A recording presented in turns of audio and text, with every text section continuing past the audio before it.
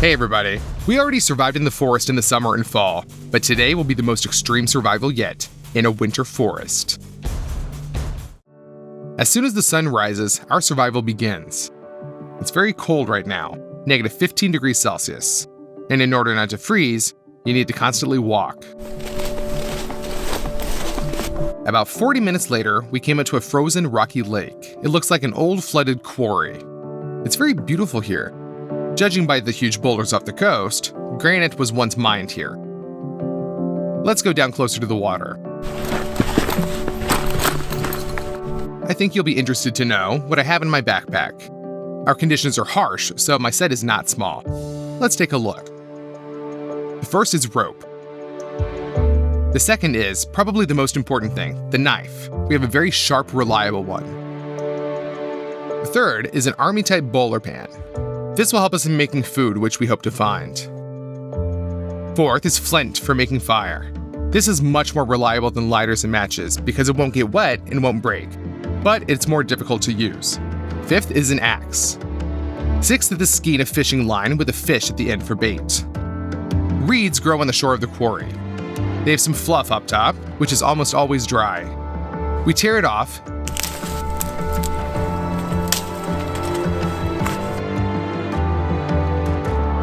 and put it into the pocket of our pants. A lot of heat is generated in this area while walking, and if the flesh is at least a little raw, then it will dry up. Right at the quarry, we came to a large river. Here on the shore, in addition to reeds, we find cattails. Finding them is quite simple. There's this thing on top of it. If you put pressure on it, it'll fluff up. Using a knife, we begin to break through the layers of ice around the cattail.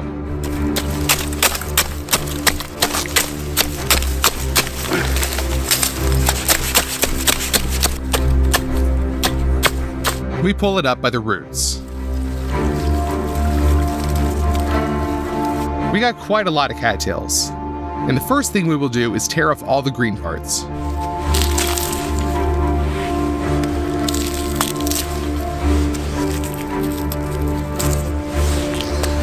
We got 5 such sprouts. We remove the shell from them layer by layer.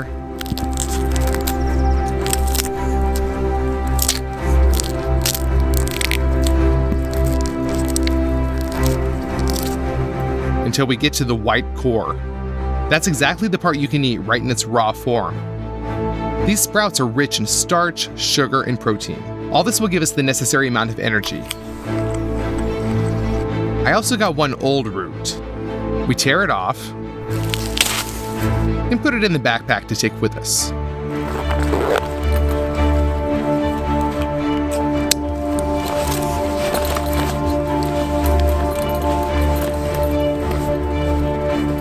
On the bank of the river, we see a bush of viburnum. We pluck berries from it,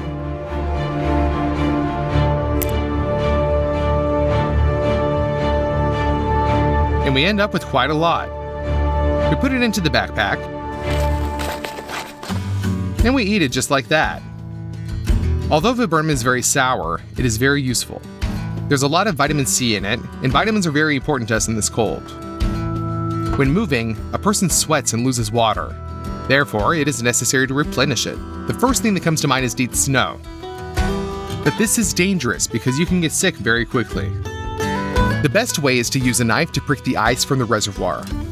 When water freezes, most of the harmful organisms die. Therefore, melted water is considered safe to drink. We put the ice into the pot. And now it just needs to be melted. To do this, we find dry branches. We break them.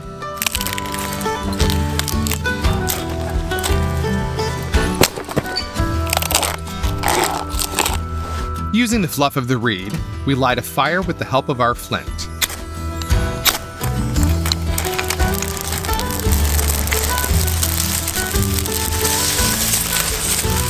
We throw in some twigs.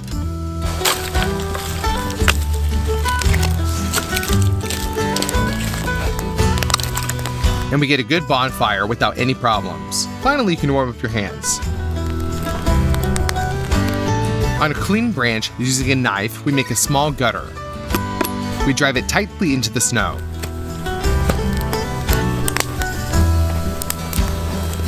We hang the pot and let the ice melt gradually. We decided to throw a couple of sprigs of viburnum to get berry tea. We take the old cattail root out of the backpack, cut off the damaged part. We put it on a sharp stick. Fry the root over the fire.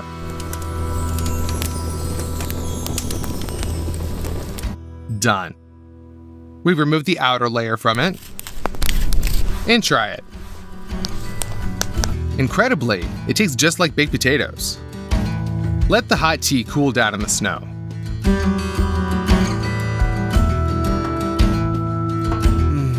When it's cold outside and you drink hot berry tea, it seems way tastier than at home. Well, we had a little snack. Let's go on.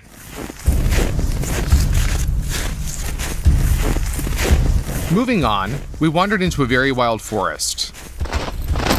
After walking a couple of kilometers through it, we didn't find anything edible. Then we noticed some growths on a fallen tree. It looks like oyster mushrooms, which are completely edible. We're very lucky to have gotten them because there are only a few species of mushrooms that survive in the winter. And they all grow on trees and stumps. After such a find, we began to look more closely since the mushrooms kind of merge with the trees, and it's difficult to see them. We found some more mushrooms on the rotten rhizomes of a fallen tree.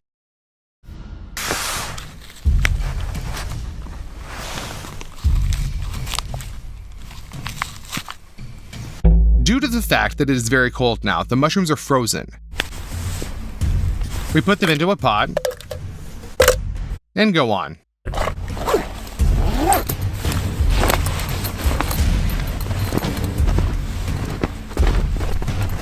It's already lunchtime, so we should refresh ourselves. We chose an almost windless place under a tree. Move some snow around. We take the dry fluff out of our pocket and put it onto the snow. We break twigs and light a fire. There is no reservoir nearby, so we will melt the snow. We put the pot with the snow and mushrooms directly into the fire. Ash can get inside, but it's okay, it's sterile. As it melts, we add snow. Cook the mushrooms for 15 minutes. We clean the stick from the bark, and we'll use this as cutlery. We prick oyster mushrooms and eat. And we drink the hot mushroom broth. Lunch turned out even tastier than breakfast. We fold the pot and continue on our way.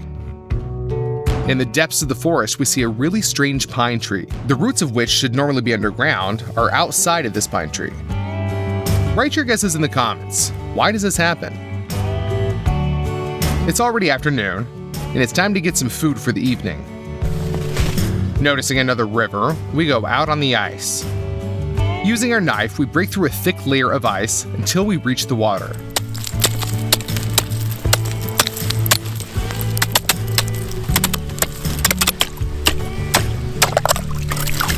We remove pieces of ice from the hole. We take the tackle and lower the plastic fish under the water, unwinding the fishing line until the fish reaches the bottom. We start playing with the bait, just pulling on the line. We sit for 20 minutes and then get the first bite. We caught a small perch.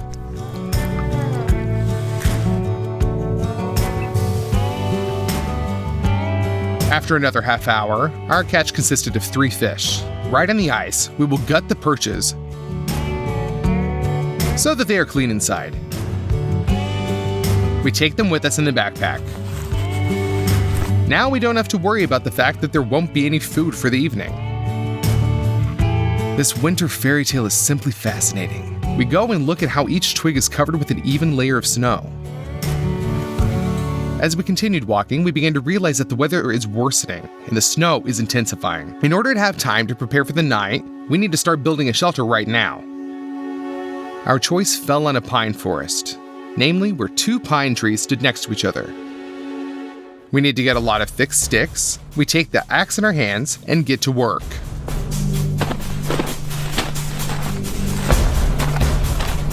We find fallen branches, which we clean with the axe from smaller ones.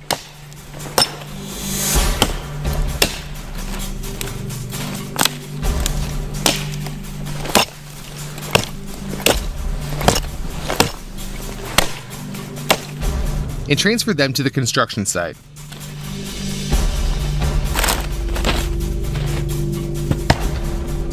We got ourselves sticks with give. We take the rope out of the backpack. We unwind the necessary part and cut it off.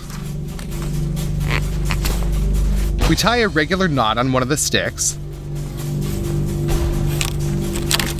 And at the height of the head, we tie it to a tree.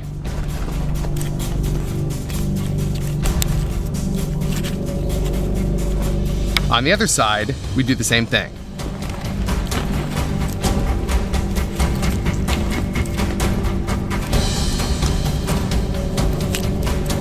Now we lean two sticks at 45 degrees on this stick and tie two more across with the same rope.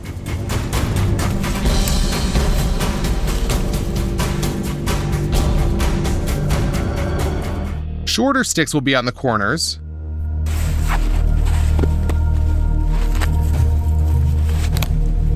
And the frame is ready. Nearby is a spruce grove. Apparently there were some strong winds here recently, and a lot of fir trees were knocked down. From similar pine trees, we cut off branches that have more needles. We put all this in bundles and go to our future shelter.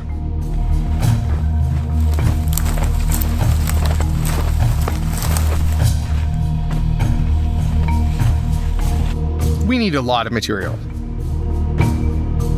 We begin to put spruce branches on the frame.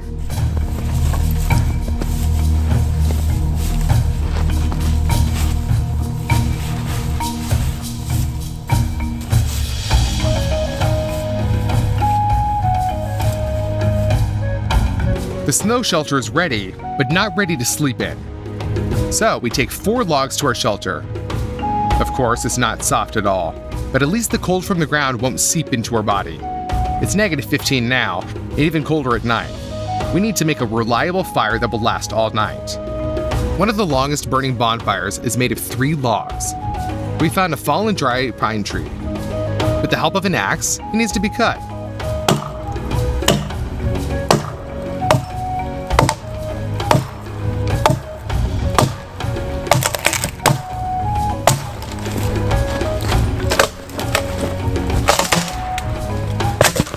It will take 3 logs. We put 2 small sticks near our shelter and 2 logs on top. We chop them a little with an axe so that the fire gets busy faster.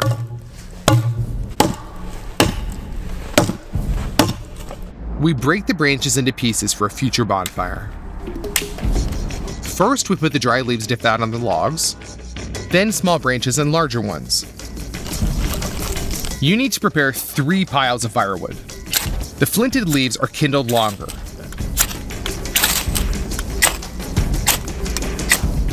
But in the end, it worked out.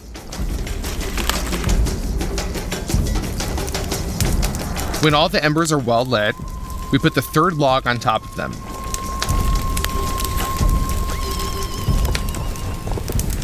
When it is flared up, we can calmly exhale with the understanding that we will not freeze tonight.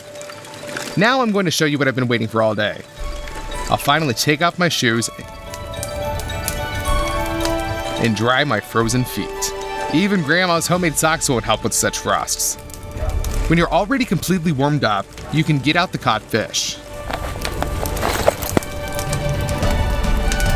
We put it on sticks and fry it on the fire. Finally, you have a snack. There's not a lot of food here, but at such harsh times of the year, we're grateful for at least this. The most important thing is that we were able to prepare everything in time. We're sitting near probably the warmest campfire that you can think of. Plus, the heat is reflected off the wall of our shelter, and it warms us from both sides. It's time to go to bed and hope for a warm night.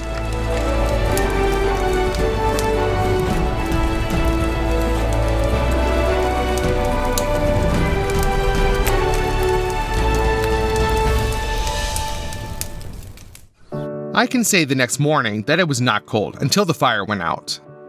Fortunately, that happened in the morning. Turns out we made the bonfire a little wrong. We needed the logs to burn along the entire length and not just in the middle.